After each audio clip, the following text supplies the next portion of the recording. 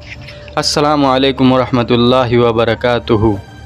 ناظرین گرامی، ویڈیو کے آغاز سے قبل درخواست ہے کہ چینل کو سبسکرائب کریں، ویڈیو پسند آئے تو لائک کریں اور اپنے دوستوں کو شیئر کریں۔ جزاک اللہ خیراً۔ علی رسولہ الکریم، اما بعد، فاعوذ باللہ من الشیطان الرجیم، بسم اللہ الرحمن الرحیم۔ وعن ابی ہریرۃ رضی اللہ تعالی عنہ قال قال رسول اللہ صلی اللہ علیہ وسلم انا سید ولد آدم یوم القیامہ وأول من ينشق عنه القبر وأول شافع وأول مشفع، رواه مسلم۔ نبی اکرم صلی اللہ علیہ وسلم کا مقام و مرتبہ بہت بلند و بالا ہے۔ کائنات میں اللہ رب العزت کے بعد جن کا مقام سب سے بلند ہے وہ آپ صلی اللہ علیہ وسلم کی ذات اقدس ہے۔ اس کا اندازہ اس بات سے لگایا جا سکتا ہے کہ قرآن کریم میں اللہ رب العزت نے آپ صلی اللہ علیہ وسلم کے اوصاف، آپ کے مناقب، آپ کی صفات، آپ کے عالی اخلاق اور آپ کے کردار اور سیرت کا تذکرہ فرمایا ہے۔ اللہ رب العزت خالق کائنات ہیں، وہ اپنے بندے سے سب سے زیادہ واقف ہیں، تو اللہ رب العزت کا تذکرہ فرمانا اور وہ بھی قرآن کریم جیسی کتاب میں اور القابات کے ساتھ، صفات کے ساتھ آپ کا ذکر کرنا، یہ بہت بڑی علامت ہے کہ آپ صلی اللہ علیہ وسلم کا مقام اللہ کے ہاں بہت بلند و بالا ہے۔ تو قرآن کریم کی روشنی میں آپ صلی اللہ علیہ وسلم کا مقام و مرتبہ کیا ہے، اس کا اندازہ آنے والی آیات سے ہوگا۔ ایک موقع پر جب یہودیوں نے آپ صلی اللہ علیہ وسلم کو جب یہ پکارتے تھے تو عموماً راعینا کہہ کر پکارتے تھے۔ راعینا کا معنی عربی زبان میں تو ہے کہ ہماری رعایت کیجیے، ہماری طرف توجہ کیجیے۔ صحابہ اکرام بھی یہ لفظ استعمال کرنے لگے کہ اس کا معنی بظاہر ٹھیک تھا، ہماری طرف توجہ فرمائیں، لیکن یہود چونکہ ایک سرکش قوم ہے، اب جب یہ لوگ یہ لفظ استعمال کرتے تو اپنی عبرانی زبان کے مطابق استعمال کرتے اور لفظ راعینا نہ کہتے بلکہ راعینا کہتے۔ اس کا معنی بنتا ہے او ہمارے چرواہے۔ اب صحابہ اکرام تو اس وجہ سے یہ لفظ استعمال کرنے لگے کہ عربی گرامر میں اس کا معنی ہماری رعایت رکھنا ہے۔ اب یہ یہودی خوش ہوتے تھے کہ معاذ اللہ ہم اپنی زبان میں اس پیغمبر کو گالی دے رہے ہیں اور اس کے صحابہ بھی ہمارے ساتھ یہی لفظ استعمال کر رہے ہیں۔ اللہ رب العزت نے فوراً اس سے منع فرمایا۔ سورہ بقرہ آیت نمبر 104 میں یا ایھا الذین آمنوا لا تقولوا راعنا، اے ایمان والو تم مت کہو راعنا، وقولوا انظرنا واسمعوا، تم کہو کہ اے پیغمبر صلی اللہ علیہ وسلم ہماری طرف دیکھیے اور ہماری بات سنیے، وللکافرین عذاب علیم، اور کافروں کے لیے دردناک عذاب ہے۔ یعنی اس آیت سے یہ نقطہ معلوم ہوا کہ جب یہودیوں نے ایک غلط لفظ کا استعمال حضور کے لیے کرنا چاہا تو آپ صلی اللہ علیہ وسلم کو یہ حکم ہو گیا کہ آپ صحابہ کو کہہ دیجئے کہ وہ یہ لفظ استعمال نہ کریں۔ یعنی اللہ تعالیٰ اپنے پیغمبر کا کتنا دفاع کرتا ہے کہ کوئی ایسا جملہ حضور کے بارے میں نہ بولا جائے جس میں بے ادبی کا پہلو ہو۔ تو مسلمانوں کو منع کر دیا گیا کہ تم جب بھی کہو تو یہ جملہ کہو کہ یا رسول اللہ ہماری رعایت رکھیے، یا رسول اللہ ہماری طرف توجہ فرمائیے۔ تو ہر ایسا جملہ جس میں بے ادبی کا پہلو ہوگا اس کا استعمال کرنا حضور کے لیے جائز نہیں۔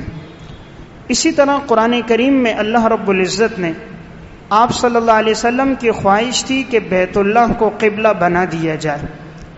پہلے بیت المقدس قبلہ تھا، آپ صلی اللہ علیہ وسلم اپنا چہرہ مبارک آسمان کی طرف اٹھاتے تھے اور آپ یہ چاہتے تھے کہ بیت اللہ قبلہ بن جائے، چونکہ حضرت ابراہیم اور حضرت اسماعیل علیہ السلام نے اسے تعمیر کیا تھا اور آپ کی ولادت اور آپ کی زندگی بھی مکہ میں گزری تھی، تو آپ کو بیت اللہ سے بڑی محبت تھی، آپ کی چاہت تھی کہ بیت اللہ قبلہ بن جائے۔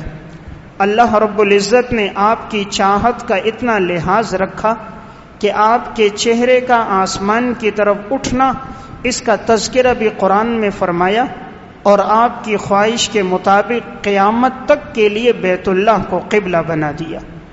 قد نرا تقلب وجہک فی السماء، یقیناً ہم دیکھتے ہیں آپ کے چہرے کا آسمان کی طرف اٹھنا۔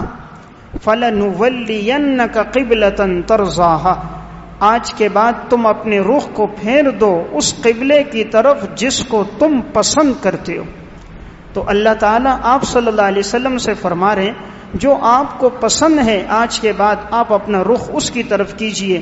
تو ہمیشہ کے لیے حکم آ گیا کہ آج کے بعد جو قبلہ ہوگا وہ بیت اللہ ہوگا۔ اس سے اندازہ ہوتا ہے کہ اللہ رب العزت آپ صلی اللہ علیہ وسلم کی ہر چیز کا کتنا لحاظ رکھا کرتے تھے اور آپ کی خواہشات کا بھی۔ تلک الرسل فضلنا بعضهم علی بعض، ہم نے رسولوں میں سے بعض کو بعض پر فضیلت دی۔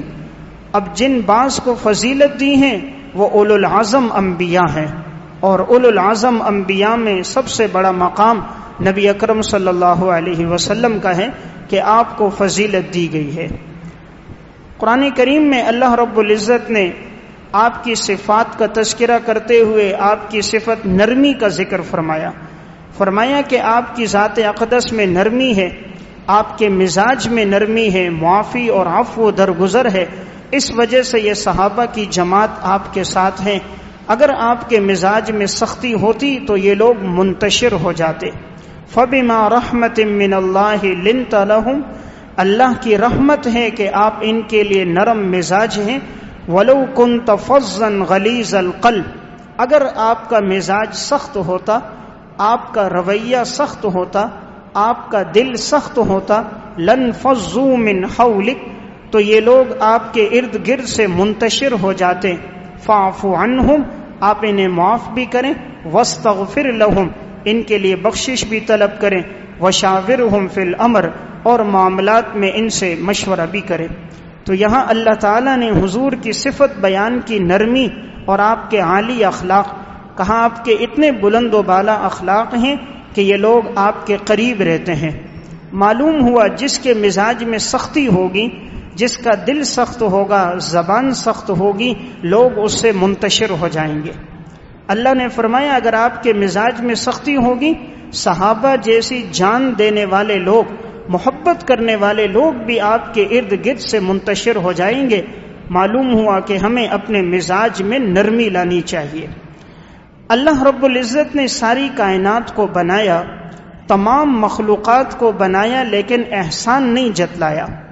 یہ نہیں کہا ہم نے تمہارے لیے زمین بنائی، آسمان کو پیدا کیا، سورج چاند ستاروں کا نظام بنایا، چرند و پرند کو پیدا کیا، 18,000 مخلوقات کو کم و بیش پیدا کیا گیا ہے، لیکن اللہ نے کسی چیز کو پیدا کر کے اس کا احسان نہیں جتلایا۔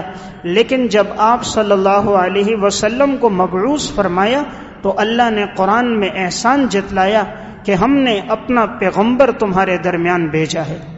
لقد من اللہ علی المؤمنین اذ بعث فیہم رسولا من انفسہم، یقیناً اللہ کا احسان ہے ایمان والوں پر کہ اللہ تعالیٰ نے ان میں رسول بھیجا جو انہی میں سے ہے، یتلو علیہم آیاتہ، جو ان پر قرآن کریم کی آیات کو تلاوت کرتا ہے، ویزکیہم، اور جو انہیں گناہوں سے پاک کرتا ہے، وَيُعَلِّمُهُمُ الْكِتَابَ وَالْحِكْمَةَ، اور جو انہیں قرآن کریم بھی سکھاتا ہے اور حکمت یعنی احادیث اور دانشمندی کی باتیں بھی سکھاتا ہے۔ اس سے معلوم ہوا حضور کا مقام کتنا بلند کہ اللہ رب العزت نے احسان جتلایا۔ اللہ رب العزت نے قرآن کریم میں تمام انبیاء علیہ السلام سے وعدہ لیا کہ فرمایا کہ اگر میرے پیغمبر صلی اللہ علیہ وسلم موجود ہوں گے اور تم میں سے کسی پیغمبر کا اس وقت آنا ہو بالفرض، تو اس نے میرے پیغمبر پر ایمان بھی لانا ہوگا اور اس کی مدد بھی کرنی ہوگی۔ یعنی جو بھی حضور کا زمانہ پائے گا وہ حضور پر ایمان بھی لے کر آئے گا اور آپ صلی اللہ علیہ وسلم کی نصرت اور مدد بھی کرے گا۔ اللہ نے کم و بیش 1,24,000 انبیاء سے یہ وعدہ لیا۔ تو یہ کتنی بڑی فضیلت ہے کہ تمام انبیاء سے یہ وعدہ لیا گیا کہ آپ نے حضور کی مدد بھی کرنی ہے، نصرت بھی کرنی ہے، ایمان بھی لانا ہے۔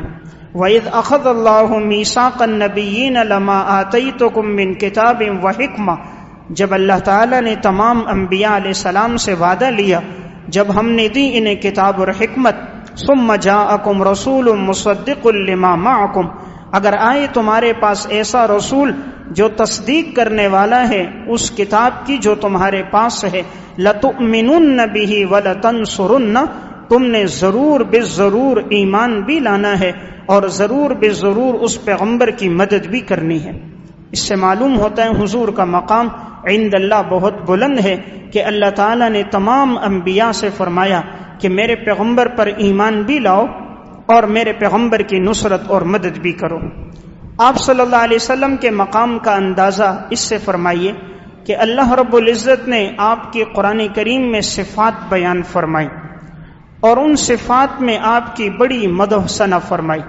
فرمایا لقد جاءکم رسول من انفسکم، یقیناً تمہارے پاس آیا ہے ایک عظیم الشان رسول، رسول میں تنوین برائے تعظیم، عظیم الشان رسول آیا ہے جو تم میں سے ہے یعنی بشر ہے، عزیز علیہ، اس پر یہ بات بڑی گراں گزرتی ہے، ما عنتم، اگر تم مشقت میں پڑ جاؤ، یعنی امت کو تکلیف میں دیکھ کر پیغمبر پریشان ہو جاتا ہے، امت مشقت میں پڑ جائے تو آپ پریشان ہو جاتے ہیں۔ حریص علیکم بالمؤمنین، ایمان والوں پر سب سے زیادہ حریص ہیں کہ یہ لوگ ایمان لے آئیں، دین پر آئیں۔ رؤوف الرحیم، بڑے مہربان ہیں، نہایت رحم کرنے والے۔ تو اللہ تعالیٰ نے اس آیت میں آپ صلی اللہ علیہ وسلم کی 6 صفات بیان فرمائی۔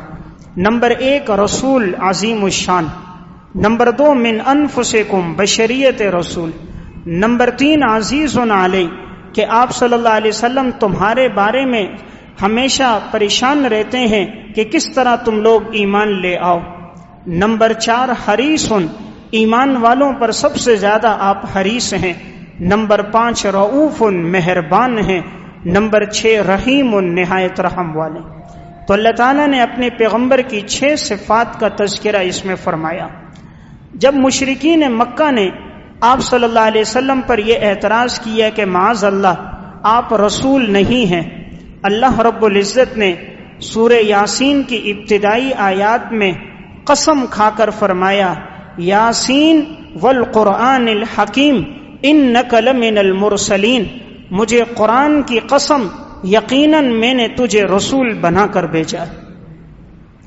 اللہ رب العزت قسم نہ کھائیں تب بھی اللہ کی بات 100% یقینی ہے، سچی بات ہے، لیکن اللہ قسم کھا کر فرما رہے، اور قسم بھی اپنے قرآن کی کہ مجھے قرآن کی قسم میں نے تجھے رسول بنا کر بھیجا۔ اس سے بڑا مقام اور مرتبہ کیا ہے کہ اللہ رب العزت آپ کی قسم کھائیں۔ اللہ رب العزت نے نبی اکرم صلی اللہ علیہ وسلم کی جان کی قسم کھائی اور فرمایا کہ اس وقت تک کوئی انسان مسلمان نہیں ہو سکتا جب تک وہ آپ صلی اللہ علیہ وسلم کے فیصلوں پر اور آپ کی لائی ہوئی شریعت پہ راضی نہ ہو۔ فلا وربک لا یؤمنون حتی یحکموک فیما شجر بینہم، اس وقت تک کوئی انسان مسلمان نہیں ہو سکتا جب تک وہ آپ کی لائی ہوئی شریعت پہ راضی نہ ہو۔ ثم لا یجدوا فی انفسہم حرجا مما قضیت ویسلموا تسلیما، اور وہ نہ پائے اپنے دل میں کوئی تنگی آپ کے فیصلوں پر اور آپ کے فیصلوں کو دل اور جان سے قبول کرے۔ تو یہاں اللہ رب العزت نے وہ ربی کا کہہ کر فرمایا تیرے رب کی قسم. اللہ تعالیٰ یہ بھی فرما سکتے تھے میری ذات کی قسم، لیکن آپ صلی اللہ علیہ وسلم کو خطاب کر کے کہا وہ ربی کا، اے محمد تیرے رب کی قسم. یہ حضور کی بہت بڑی فضیلت ہے. اسی طرح قرآن کریم میں اللہ رب العزت نے فرمایا لعمرک انہم لفی سکرتہم یعمہون، آپ کی جان کی قسم، آپ کی ذات کی قسم، یہ لوگ پریشانیوں میں تکلیفوں میں ہیں لیکن انہیں معلوم نہیں. تو قرآن کریم میں اللہ رب العزت نے جا بجا آپ کی منقبت بیان کی. جب مشرکین مکہ نے آپ صلی اللہ علیہ وسلم کو معاذ اللہ مجنون اور دیوانہ کہا تو اللہ رب العزت نے آپ کا دفاع فرمایا اور فرمایا کہ ہمارا یہ پیغمبر مجنون اور دیوانہ نہیں ہے بلکہ یہ سچا رسول ہے. نون والقلم وما یسطرون، قسم ہے قلم کی اور قلم سے لکھنے والوں کی. ما انت بنعمت ربک بمجنون، آپ اللہ کے فضل و کرم سے احسان سے آپ مجنون اور دیوانے نہیں ہو. وَإِنَّ لَكَ لَأَجْرًا غَيْرَ مَمْنُونَ، یقیناً آپ کے لیے اجر ہے جو نہ ختم ہونے والا. وَإِنَّكَ لَعَلَىٰ خُلُقٍ عَظِيمٍ، اور آپ کے اخلاق سب سے اونچے اخلاق ہیں، آپ کے اخلاق سب سے اونچے ہیں. تو قرآن کریم میں اللہ نے آپ کا دفاع کیا. دیکھیں حضرت یوسف علیہ السلام پہ تہمت لگتی ہے، گواہی بچہ دیتا ہے. حضرت مریم پہ تہمت لگتی ہے، گواہی بچہ عیسیٰ علیہ السلام دیتا ہے. لیکن جب آپ صلی اللہ علیہ وسلم پر کوئی اعتراض ہوتا ہے تو گواہی اللہ دیتا ہے اور اللہ اسے قرآن کا حصہ بنا دیتا ہے. صرف آپ کی ذات نہیں بلکہ آپ صلی اللہ علیہ وسلم کی زوجہ محترمہ جب حضرت عائشہ رضی اللہ تعالیٰ عنہ پر تہمت لگی تھی تو اللہ رب العزت نے قرآن کے 2 رکوع نازل فرما دیے اور برات کا اعلان کر دیا. آپ بھی پاک ہوں، آپ کی گھر والیاں بھی پاک ہیں. یعنی آپ کے مقام کا اندازہ اس سے کہ آپ کی گھر والی پر بھی تہمت لگتی ہے تو کوئی بچہ گواہی نہیں دیتا بلکہ اللہ رب العزت خود گواہی دیتے ہیں. جب مشرکین نے اس بات کو مشہور کر دیا کہ معاذ اللہ آپ صلی اللہ علیہ وسلم سے اللہ رب العزت ناراض ہیں اس لیے وحی نہیں آ رہی، چند سال درمیان میں وحی نہیں آئی، انقطاع وحی کا زمانہ گزرا، تو ان لوگوں نے اس بات کو شہرت دے دی کہ اللہ اپنے پیغمبر سے ناراض ہو گیا ہے. تو اس موقع پر قرآن کریم کی یہ صورت نازل ہوئی والضحیٰ، چاش کے وقت کی قسم، واللیل اذا سجا، رات کی قسم جب وہ ڈھانپ لے، ما ودعک ربک وما قلی، آپ کے رب نے آپ کو نہیں چھوڑا نہ آپ کا رب آپ سے ناراض ہے. وللآخرۃ خیر لک من الاولی، آپ کے لیے آخرت بہتر ہے دنیا کی زندگی سے. وَلَسَوْفَ يُعْطِيكَ رَبُّكَ فَتَرْضَىٰ، آپ کا رب آپ کو اتنا عطا کرے گا کہ آپ راضی ہو جاؤ گے. اللہ فرما رہے ہیں میں آپ کو اتنا دوں گا، اتنا دوں گا، اتنے انعامات، اتنی صفات، اتنے کمالات دوں گا کہ اے پیغمبر آپ راضی ہو جاؤ گے. تو وَلَسَوْفَ يُعْطِيكَ رَبُّكَ، آپ کا رب آپ کو دے گا اور آپ راضی ہو جاؤ گے. اب اللہ رب العزت نے فرمایا الم یجدک یتیما فآویٰ، کیا آپ یتیم نہیں تھے، ہم نے آپ کو ٹھکانہ دیا. حضور دنیا میں آئے نہیں، والد کا انتقال ہو گیا. 6 سال کی عمر کو پہنچے والدہ کا انتقال ہو گیا. 8 سال کی عمر کو پہنچے دادا عبد المطلب کا انتقال ہو گیا. آپ کا سگا بھائی کوئی نہیں، آپ کی سگی بہن کوئی نہیں. اللہ نے خود آپ کی تربیت فرمائی، خود آپ کو علم سکھایا تاکہ کل کوئی کائنات میں یہ نہ کہتا کہ حضور کے پاس یہ علم اس لیے ہے کہ آپ کے والدین بڑے اور عالم تھے، آپ نے فلاں اساتذہ سے علم حاصل کیا ہوگا اس وجہ سے آپ کے پاس علم تھا. اللہ نے یہ ساری نقشے ختم کر کے براہ راست آپ کو علم عطا فرمایا تاکہ آپ کی خوبیوں کی نسبت کسی انسان کی طرف نہ ہو، اللہ کی طرف ہو. ورنہ کسی انسان میں کوئی خوبی ہو تو شاگرد باکمال ہو تو کہتے ہیں استاد باکمال تھا، بیٹا ہونہار فرما بردار ہو تو کہتے ہیں والد ایسا تھا. تو خوبیوں کی نسبت استادوں کی طرف، شیخ اور والد کی طرف ہوتی ہے. اللہ نے دنیا کے یہ نقشے اٹھا کر یہ بتایا کہ ہم اپنے پیغمبر کی خود تربیت کریں گے تاکہ جتنی خوبیاں ہوں گی وہ ہمارے پیغمبر میں ہوں گی. اللہ رب العزت آپ صلی اللہ علیہ وسلم کا تذکرہ فرماتے ہوئے فرماتا ہے الم نشرح لک صدرک، کیا ہم نے آپ کے سینے کو نہیں کھولا؟ وَوَضَعْنَا عَنْكَ وِزْرَكَ، ہم نے آپ سے بوجھ کو ہٹا دیا، الَّذِي أَنْقَضَ ظَهْرَكَ، جس بوجھ نے آپ کی پشت کو توڑ دیا تھا، یعنی نبوت کا بوجھ، امت کا غم ہم نے آپ سے ہٹا دیا۔ وَرَفَعْنَا لَكَ ذِكْرَكَ، اے پیغمبر ہم نے آپ کے ذکر کو بلند کر دیا، آپ کے تذکرے کو ہم نے بلند کر دیا۔ اس طرح بلند کر دیا، ایک انسان مسلمان ہوتا ہے تو لا الہ الا اللہ، پہلے اللہ کا تذکرہ، آگے محمد الرسول اللہ۔ اگر محمد الرسول اللہ نہیں پڑھتا مسلمان نہیں ہوگا۔ آذان میں اشہد ان لا الہ الا اللہ، پہلے اللہ کا تذکرہ، پھر اشہد ان محمد الرسول اللہ، آپ صلی اللہ علیہ وسلم کا تذکرہ۔ پوری دنیا میں جہاں بھی آذان ہوتی ہے پہلے اللہ کی وحدانیت، پھر رسول اللہ صلی اللہ علیہ وسلم کی رسالت کا تذکرہ۔ نماز میں پہلے اللہ کی حمد و ثنا، تو اتحیات میں آپ صلی اللہ علیہ وسلم پر درود شریف، یعنی پوری دنیا میں اللہ نے حضور کے تذکرے کو بڑا بلند کر دیا۔ تو وَرَفَعْنَا لَكَ ذِكْرَكَ، ہم نے آپ کے ذکر کو بلند فرمایا۔ تو آپ صلی اللہ علیہ وسلم کا مقام و مرتبہ قرآن کی روشنی میں دیکھا جائے تو بہت